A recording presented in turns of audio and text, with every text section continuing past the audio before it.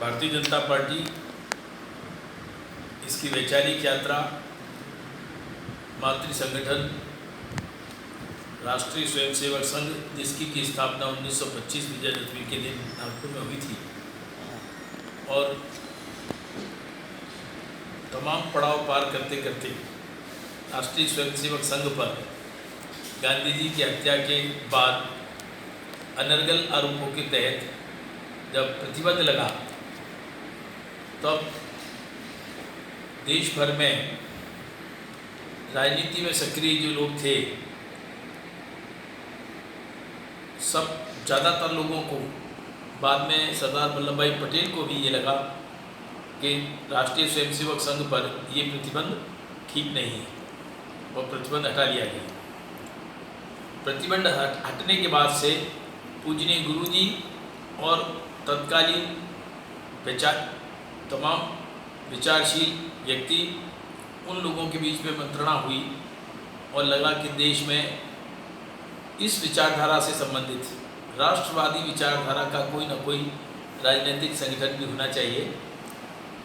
इस सोच विचार के साथ डॉक्टर श्यामा प्रसाद मुखर्जी के साथ कई बार विमर्श के बाद भारतीय जनसंघ नाम के राजनीतिक संगठन की स्थापना हुई और 1951 में जब से जनसंघ की स्थापना हुई उसके बाद से जनसंघ की स्थापना के साथ साथ हमारे वैचारिक अधिष्ठान को हम किस प्रकार से आगे ले जाएं, ये मातृ संगठन में भी और जो मातृ संगठन से अनेक कार्यकर्ता जनसंघ में गए उन्होंने अपने जीवन का पल पल जनसंघ के कार्य में आगे बढ़ाने के लिए लगाया और उसकी परिणति आज हम लोग देख रहे हैं।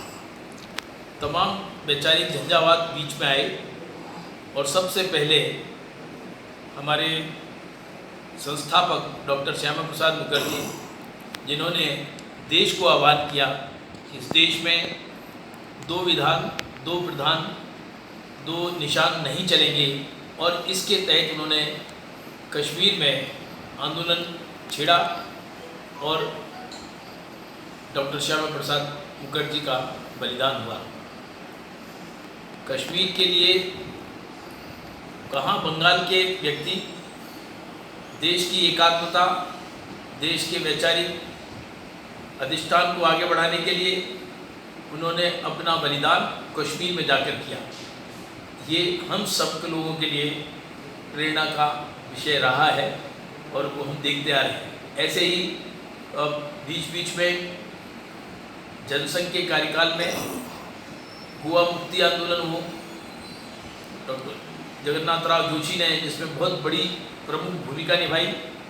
ऐसे ही बीच बीच में तमाम आंदोलन भारतीय जनसंघ के नाम पर देश में खड़े हुए। तब एक भी आंदोलन जनसंघ ने जनसंघ के लिए नहीं किया था। सबसे बड़ी खूबी ये है कि जनसंघ के जो आंदोलन हुए थे वो राष्ट्र की अस्मिता के लिए, राष्ट्र की संप्रभुता के लिए और वैचारिक अधिष्ठान को बढ़ाने के लिए हुए, भारतीय संस्कृति को बढ़ाने के लिए हुए। कोई आंदोलन जनसंघ को जनसंघ के लिए नहीं किया गया। ये एक बड़ी राजनीतिक सीख लेने की बात थी। फिर गौहत्या के विरोध में आंदोलन हुआ सारे देश भर में और बहुत बड़ा आंदोलन हुआ जिसमें परोक्ष रूप से जनसंघ ने साथ दिया। मुख्य रूप से तो आंदोलन विश्व हिंदू परिषद की स्थापना के बाद सबसे पहला आंदोलन गौ हत्या बंदी के लिए हुआ था। ये ऐसे आंदोलनों के साथ साथ हम लोगों ने, क्योंकि मेरा जन्म ही 1960 में हुआ है तो मुझे ये चीज़ें तो पढ़कर पता लगी, लेकिन मैं 1967 के बाद से मुझे चीज़ें धुंधली याद है। मेरे बड़े भाई साहब श्री नानक चंद अग्रवाल जो नागरिक सेवा समिति भी चलाते थे और जनसंघ के मंडल के या सेक्टर के मुझे पता नहीं, लेकिन वहाँ के दायित्ववान कार्यकर्ता थे और ये गौ हत्या के आंदोलन में मुझे धुंधली याद है कि वो बंदी हुए थे। ऐसे सब 1971 में जब पाकिस्तान के साथ बांग्लादेश को लेकर युद्ध हुआ, तब जरूर हमने अपने फिरोजाबाद शहर में देखा था कि तब ब्लैकआउट होता था, कर्फ्यू लगता था, और कैसे ब्लैकआउट में लोग रोमांचित भी होते थे और देश भावना से ओतप्रोत रहते थे।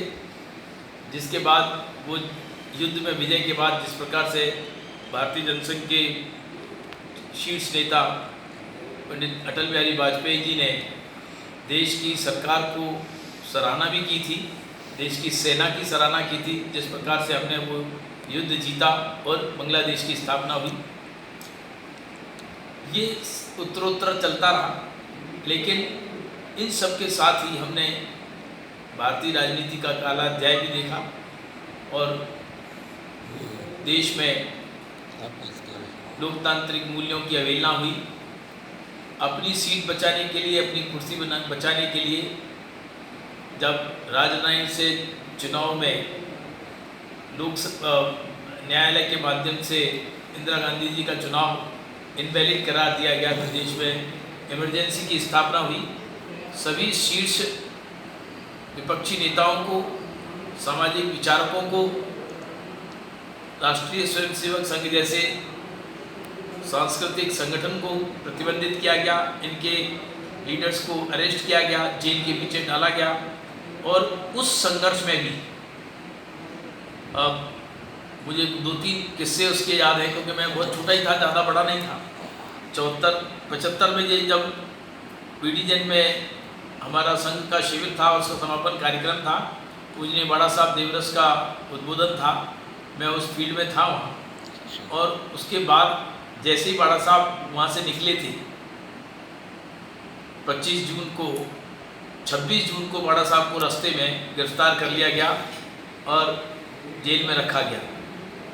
तब लोक संघर्ष समिति के नाम से हम बालकों में भी इसका प्रभाव था। हम लोक संघर्ष समिति के पर्चे छाप कर लोगों के घरों में डालते थे। हम दूर में फुटबॉल क्लब या क्रिकेट क्लब के नाते शाखा के कार्यकर्ता जब फिरोजाबाद में यमुना की खादर में भी कई बार इकट्ठे हुए। हमारे साथ के लोगों ने सत्याग्रह किया।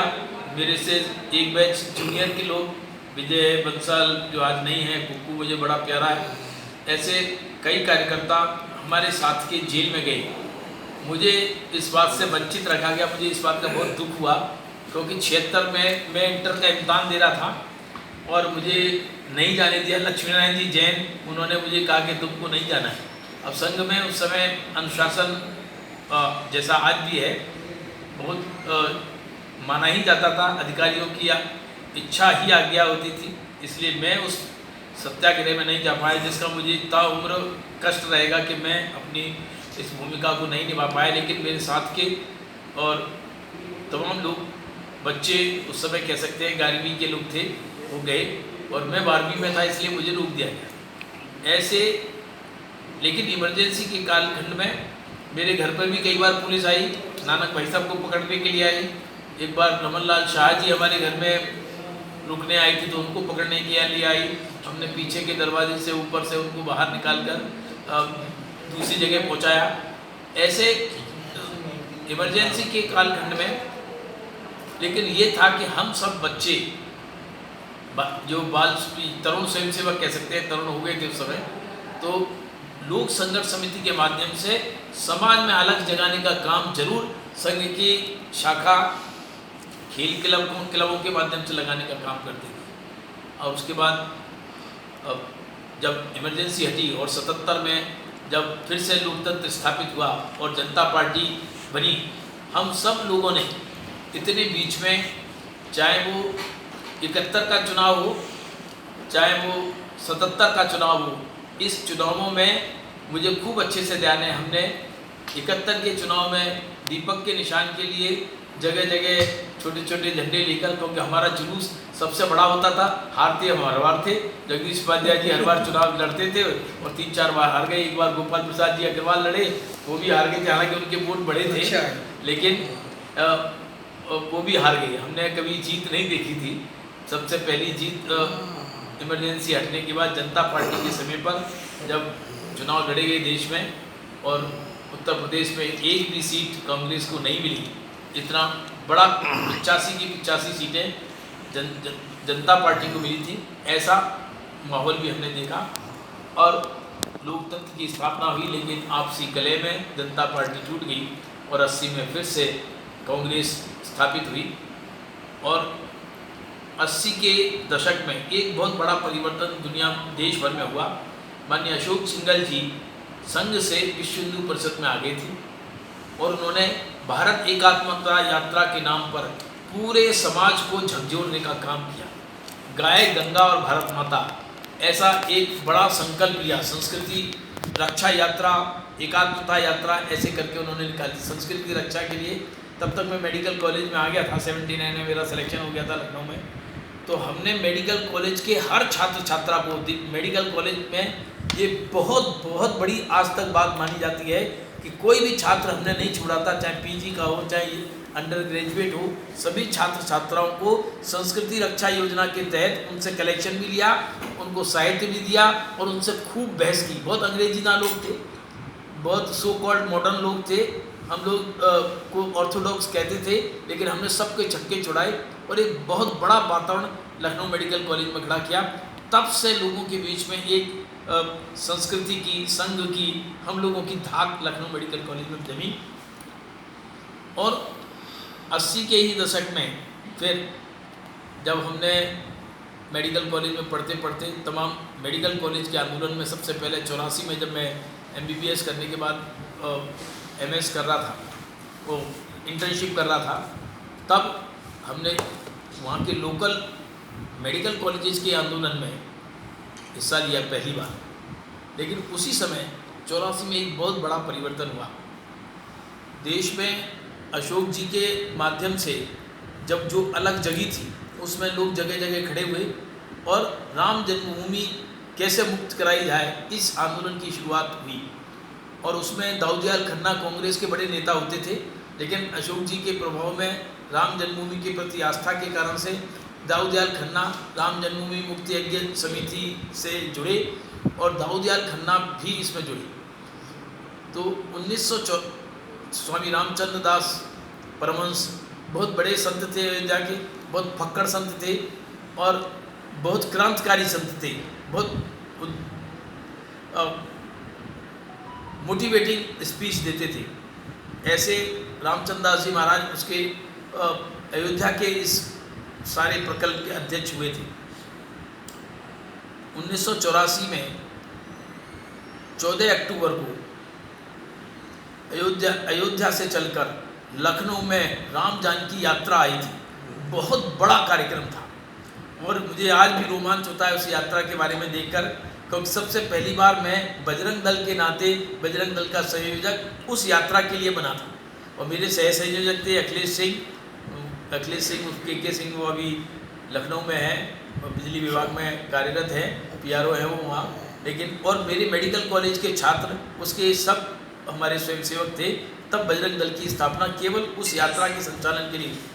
और उस यात्रा का एक बहुत बड़ा वृत्तांत ये था कि लखनऊ में जब वो यात्रा रामसागर मिश्र नगर से घुसी, बाराबंकी से जब लखनऊ के लिए प्रवेश करी, तो लखनऊ का एक एक बच्चा, एक एक जवान, बुजुर्ग, सब इस यात्रा के साथ उमड़ पड़े। पहला ऐसा मौका था, मैंने अपनी ज़िंदगी में नहीं देखा उससे ज़्यादा रोमांचित क्षण, कि जिसमें चपरासी से लेकर और जज तक, हाई कोर्ट के जज तक सड़क पर नाचते गाते इस यात्रा का स्वागत कर रहे थे। केसरिया माने से पूरा लखनऊ पट गया था और बहुत भव्य यात्रा निकली थी। उस यात्रा का संचालन, उस यात्रा के नियंत्रण मेरे हाथ में था। मुझे इस बात का सौभाग्य मिला और उस यात्रा के कारण से देश में, उत्तर प्रदेश में बहुत बड़ा जुनून राम जन्मभूमि के लिए पैदा हुआ। और अगर इंदिरा गांधी जी की हत्या 1984 और 31 अक्टूबर को नहीं होती तो उस साल ही बहुत बड़े परिवर्तन राजनीतिक भी होते और सामाजिक भी होते, सांस्कृतिक भी होते और इतना बड़ा चेंज आ जाता। लेकिन नियति को जो मंजूर था, इंदिरा गांधी जी की हत्या के बाद फिर जैसा देश का वातावरण था, लोग सदमे में भी थे और सहानुभूति में भी थे, इसलिए फिर बड़े बम्पर के साथ राजीव गांधी आए और उनकी प्रधानमंत्री बने। उसमें 84 के इलेक्शन में हम केवल 2 सीट पर रह गए थे। हमारे शीर्ष नेता अटल बिहारी वाजपेयी भी हार गए थे। 2 सीट में से एक सीट गुजरात की डॉक्टर A.K. पटेल महसाणा से और एक जग्गा रेड्डी आंध्रा से, 2 ही सीट हम भाजपा की पार्लियामेंट में जीते थे। और उस यात्रा में भारतीय जनता पार्टी जब 1980 में जब कांग्रेस की सरकार बनी और द्वैरी सदस्यता के नाम पर कुछ लोगों ने बवंडर खड़ा किया, और जिनको पता था कि सब बीजेपी के कार्यकर्ता संघ के स्वयंसेवक होते ही हैं, तो भी उन्होंने संघ और भाजपा की सदस्यता को लेकर एक वितंडावाद खड़ा किया। और उसमें भारतीय जनता पार्टी जनसंघ के जो कार्यकर्ता थे, उन्होंने भारतीय जनता पार्टी नाम के संगठन की बम्बई में स्थापना की। और बम्बई में उसी अधिवेशन में अटल जी ने कहा था, सूरज निकलेगा कमल, अंधेरा छुटेगा कमल खिलेगा। और उस कमल के निशान पर तब से हमारी यात्रा शुरू हुई। और उस यात्रा में हम सब कार्यकर्ता जगह जगह देश में अपना संगठन खड़ा करने के लिए फिर से एक तरह से स्क्रैच से, जीरो से शुरू हुए। और आज हम इस वटवृक्ष बने हैं, उसमें तमाम पीढ़ियाँ खपी हैं। इन पीढ़ियों ने भारतीय जनता पार्टी की इस यात्रा को यहाँ तक पहुँचाने में बहुत बड़ा योगदान दिया है। 84 में जब हम 2 सीट पर रह गए थे, तो भी हमारे शीर्ष नेतृत्व ने हम सब कार्यकर्ताओं को, देश को घोषणा की थी कि हम हारे हैं, चुनाव हारे हैं, लेकिन हिम्मत नहीं हारे हैं और हम इस संगठन को खड़ा करेंगे, आगे बढ़ेंगे। और जब 89 में 1989 में जब अटल जी के अडवाणी जी के नेतृत्व में राम जन्मभूमि यात्रा शुरू हुई सोमनाथ से अयोध्या तक की, और उसमें बीच में तब तक देश में तमाम सारे वितंडावाद खड़े हुए थे। रिजर्वेशन का बहुत बड़ा आंदोलन शुरू हुआ था, मंडल आयोग की घोषणा हुई, विश्वनाथ प्रताप सिंह ने आरक्षण की घोषणा की, मंडल आयोग का लागू हुआ, विश्वनाथ प्रताप सिंह सरकार में आए। और अडवाणी जी के नेतृत्व में जब सोमनाथ से अयोध्या की यात्रा हुई, उसमें जब पटना में, बिहार में आकर अडवाणी जी को अरेस्ट किया गया और भारतीय जनता पार्टी ने उनसे उस तत्कालीन सरकार से समर्थन वापस लिया। और उसके बाद विश्वनाथ प्रताप सिंह जी की सरकार चली गई। फिर कांग्रेस के सहयोग से चरण सिंह उस समय के लिए प्रधानमंत्री बने। उसके बाद फिर कुछ समय के लिए चंद्रशेखर जी प्रधानमंत्री बने। और ऐसे ही कांग्रेस ने प्रधानमंत्री बनाना और गिराना इस तरह का काम किया। और 91 में फिर कांग्रेस की सरकार बनी। तब तक बीच में उस चुनाव में भी हम लोग अच्छा कर सकते थे, लेकिन तभी उसी चुनाव के दौरान राजीव गांधी की हत्या हो गई। फिर से देश एक बार सहानुभूति और सदमे में आया और कांग्रेस चुनाव जीत गई। 96 तक सरकार चली नरसिम्हा राव की। उस दौरान राम जन्मभूमि के ऊपर कुछ ना कुछ गतिविधि चलती रही। और जब 1990 में एक बंद कर दो, 1990 में राम जन्मभूमि आंदोलन बहुत चरम पर था। मेरे जीवन में मेरा पहली दिवाली ऐसी थी, मैं दिवाली हमेशा लखनऊ मेडिकल कॉलेज में 79 से पढ़ता था, लेकिन इंसान हूँ चाहे कभी भी हो दिवाली में घर ही आके मनाता था, एक दिन के लिए आऊँ। लेकिन वो दिवाली 1990 की दिवाली ऐसी थी कि जो मैं अपने घर नहीं आया था।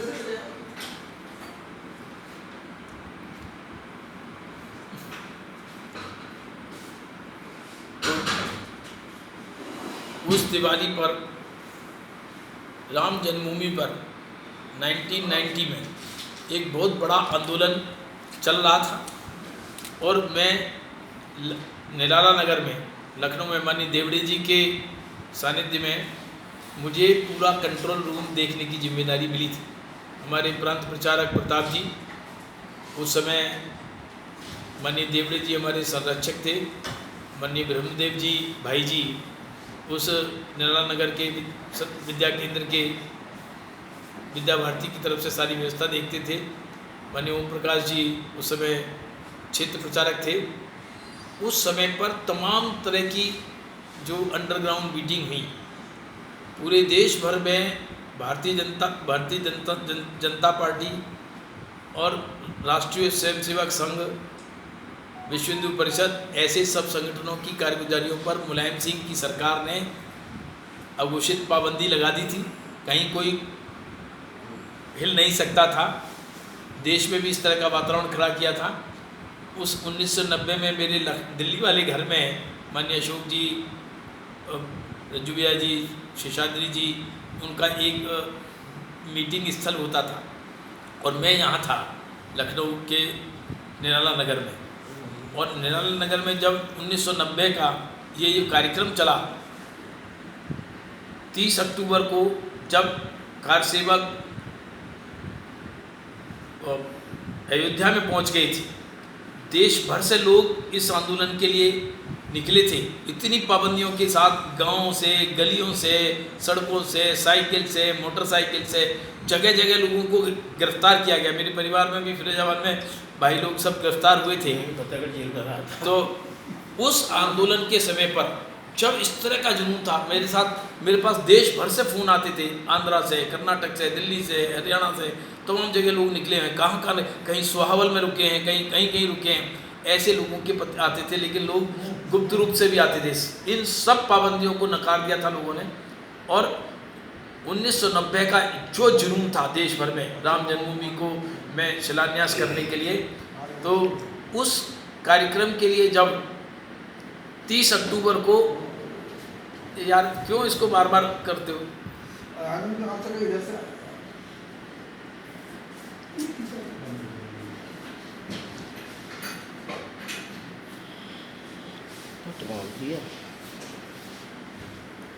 सब तारीख तब नहीं देख रही हो, कोई खोलो नहीं, इसको परमानेंटली बंद नहीं कर देते? इतना कट लगा देंगे इसमें।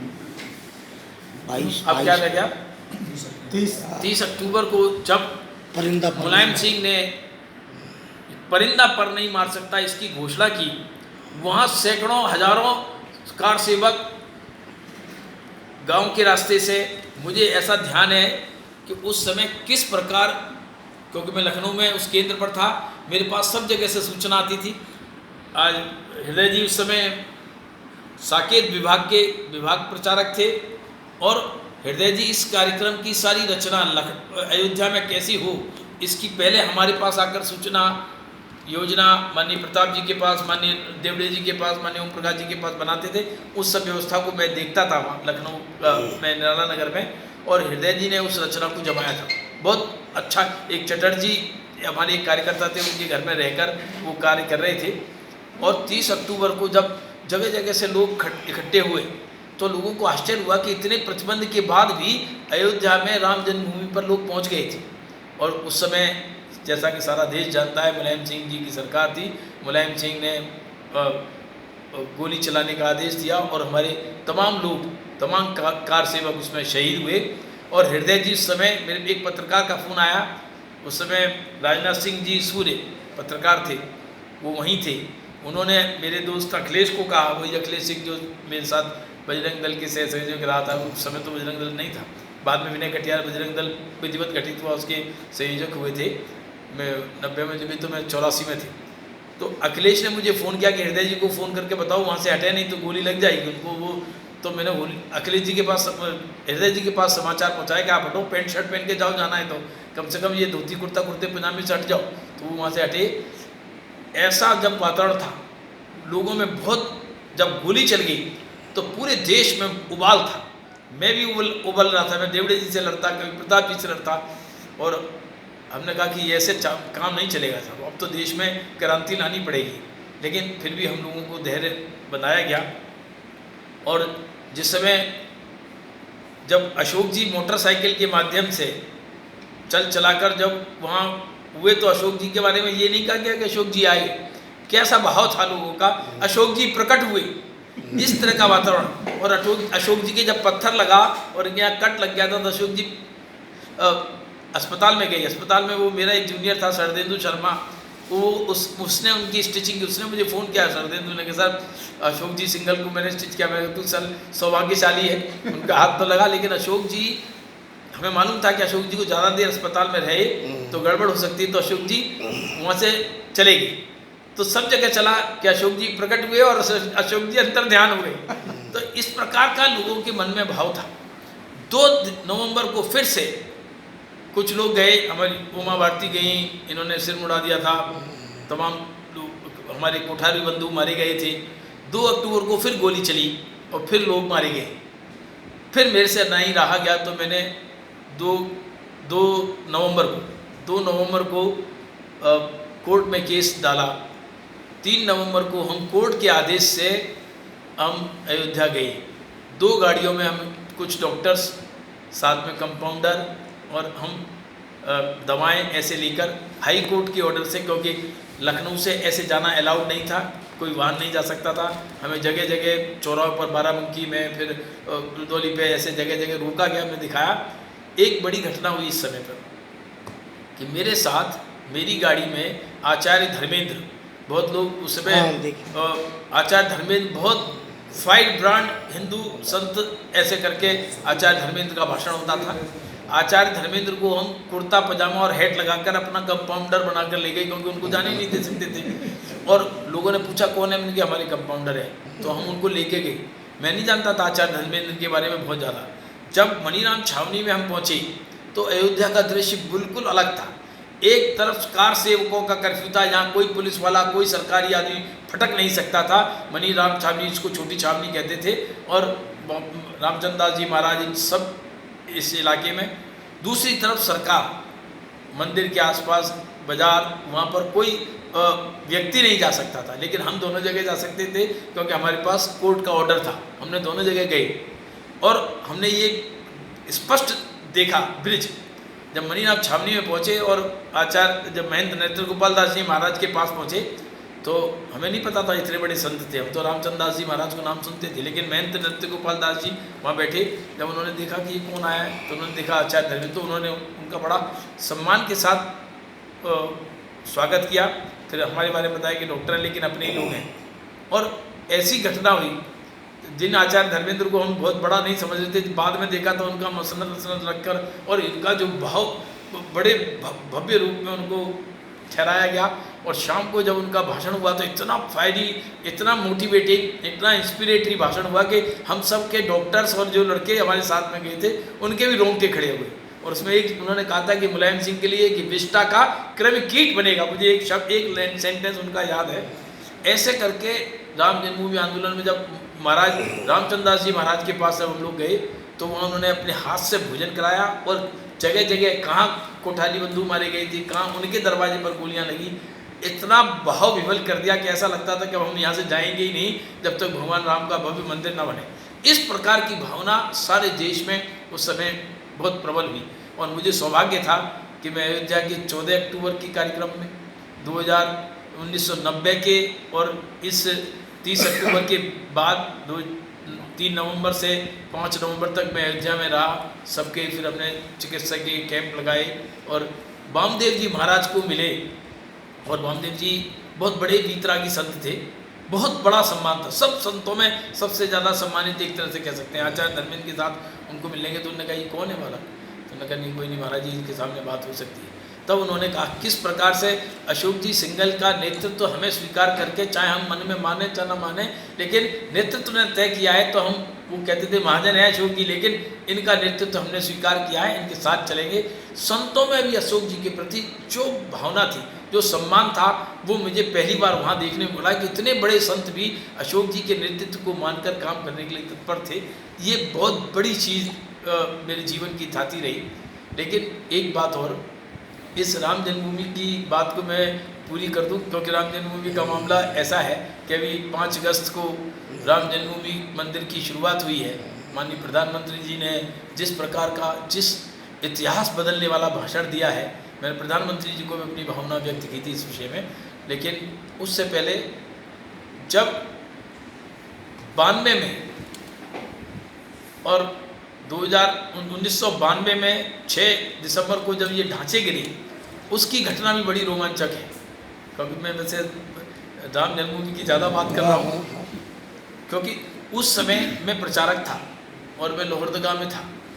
प्रचारकों को आने की अनुमति नहीं थी, लेकिन हमारे संघचालक थे, वहाँ के विभाग संचालक मनमोहन जी, उन्होंने कहा डॉक्टर साहब आपके नेतृत्व में चलेंगे हम। तो हम 100 वनवासियों को लेकर वहाँ से निकले थे लोहरदगा से, और हमें 2 तारीख को बनारस के स्टेशन पर शेषाद्री जी मिल गए। तो मैंने प्रणाम किया, तो शेषाद्री जी ने बोले अनिल तुम कैसे, तुम तो प्रचारक तो आ नहीं सकते। मैंने कहा भाई साहब ये संघचालक जी लाए हैं, और ये 100 वनवासी, ऐसे वनवासी जिनके सुबह शाम खाने की चिंता नहीं, लेकिन मंदिर के लिए वो जान देने के लिए हमारे साथ चले थे। तो हम भी भाव में आ गए। 2 तारीख से की रात को हम अयोध्या पहुँचे। वो 3 तारीख, 4 तारीख, 5 तारीख, 6 तारीख हमने जगह जगह लंगर में मंदिरों के सामने भोजन किया। सब ने, किसी के बरामदे में सो जाते थे। हमारे संघ चालक जी बड़े उद्वेलित हो गए कि अनिल जी क्या है ये, सब कीर्तन ही करते रहेंगे कि मंदिर बनेगा, 6 तारीख को शिलान्यास होना है, क्या होगा। मैं कि देखो भाई साहब देखते हैं बनाते हैं। तब मुझे, क्योंकि मैं संघ का प्रमाणिक संघ शिक्षित स्वयंसेवक था, तो एक वाहिनी का संचालन करने के लिए मुझे दिया गया। उस समय एक समय मैगजीन निकलती थी, उसने उसमें फ़ोटो निकाला था मेरा फ्रंट पेज पे, खतरनाक इरादे, और मैं एक वाहिनी का संचालन कर रहा था। तो मुझे बाद में लोगों ने कहा कि तुम पकड़े भी जाओगे, ये होगा वो होगा, लेकिन भगवान की कृपा है। जब 6 अक्टूबर को हम कुछ स्वयंसेवकों को अशोक जी के चारों तरफ, 5-6 स्वयंसेवक जो प्रमाणिक स्वयंसेवक थे, उनमें एक मुझे भी मौका मिला। मैं अशोक जी के चारों तरफ, हम 6 दिसंबर वाले दिन शिलान्यास जहाँ होना था उनके चारों तरफ हमको डिप्यूट किया गया। अब देखिए भगवान की कृपा क्या है। शिलान्यास जिस जगह पर होना था, हजूम इकट्ठा हुआ था, और दुर्ग सिंह चौहान उस समय हमारे सुरक्षा व्यवस्था देख रहे थे। राम जन्मभूमि का एक पीछे वाला गेट था, वो कमज़ोर सा था। उस गेट पर से ही शिलान्यास का पास वाला रास्ता लेकिन बंद था।